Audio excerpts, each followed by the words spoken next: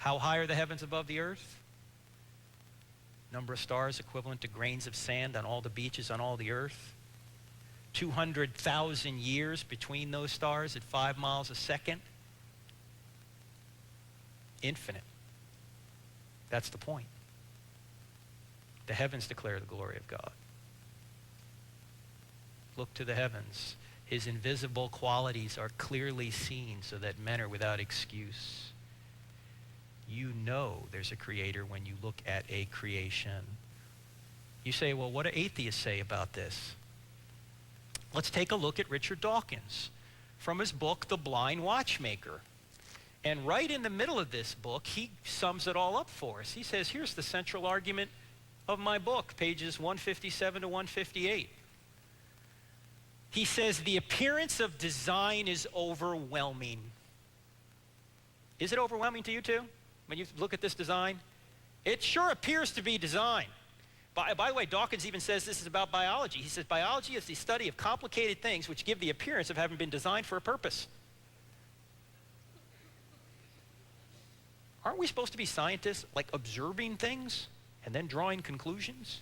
If it appears to be designed for a purpose, maybe it is. I mean, if it walks like a duck, talks like a duck, squawks like a duck, it might be a duck. So Dawkins admits with regard to the universe, the appearance of design is overwhelming. But then he says there's no explanation for this design in physics.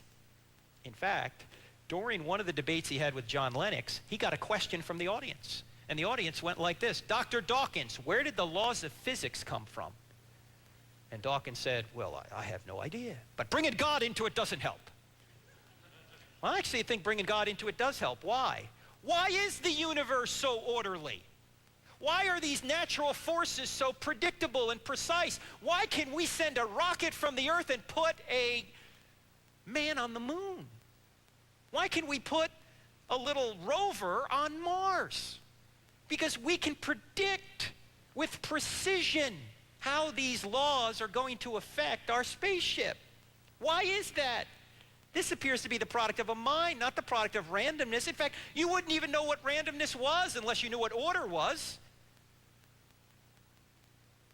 This universe appears to be ordered, highly fine-tuned. It's balanced on a razor's edge. Any one of a number of factors were different, we wouldn't be here. I mean, the anthropic principle, it's as if there is a control room somewhere in the universe, and there's all these dials.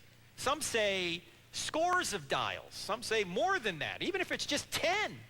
All these dials set to precisely the right level. And these dials, by the way, are interconnected. If you go in and turn one of them, the whole universe would go out of existence. Or we wouldn't have a universe where we could have galaxies. It appears there's some mind behind this. But you know what Dawkins says? You know what his explanation for this is? And I'm not making this up. This is out of the book. You can come up here and get the book and read it for yourself if you think I'm making this up. Here's what he says. Maybe the multi-universe theory, which relies on, what word is that right there? Luck. Now, is luck a cause? Even if you're Irish, is luck a cause? No, luck is not a cause. Luck is a word we use to cover our ignorance. Things don't happen by luck. There's always a cause.